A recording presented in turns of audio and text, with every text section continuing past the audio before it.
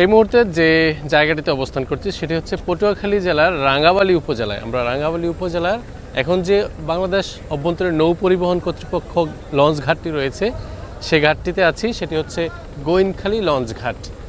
তো এই পাশটা হচ্ছে রাঙ্গাবালী উপজেলার অংশ। আর রাঙ্গাবালী উপজেলার এই পাশটাতে আমরা যেদিক থেকে আসলাম একটু যদি দেখাই আপনাদেরকে, এটা হচ্ছে একটা নদী। এই নদীটা গিয়ে আমাদের উপকূলীয় যে সমুদ্র রয়েছে বঙ্গোপসাগরের সেখানে মিলিত হয়েছে। আর ঠিক ওই পাশটাতে রয়েছে চর মন্তাজ, আরেকটি চর রয়েছে, সেখানেও কিন্তু জনবসতি এবং বাজার রয়েছে। আমরা সেই জায়গাটিতে যাব।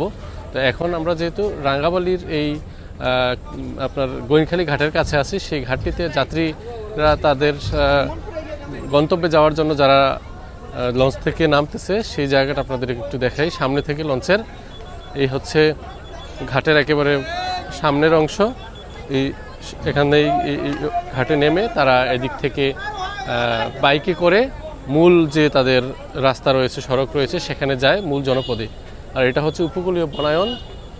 উপকূলে যে ভূমি রয়েছে সেগুলোকে রক্ষা করার জন্য মূলত এই বনায়নগুলো করা হয়েছে। মাঝখানে অনেকগুলো ক্যানেল রয়েছে, ছোট ছোট নদী রয়েছে, সেগুলোতে ট্রলার, মাছ ধরার ট্রলার চলে থাকে।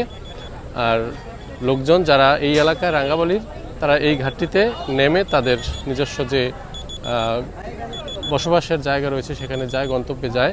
তো আমরা যাব আরও পরের যে স্টেশন সেটি হচ্ছে চর মন্তাজে। তো আপনাদের সাথে রাঙ্গাবালীর এই গোইনখালী ঘাট একটু শেয়ার করছি। নিশ্চয়ই আপনারা সাথেই থাকবেন, পরের অংশে বাকি বিষয়গুলো দেখাবো।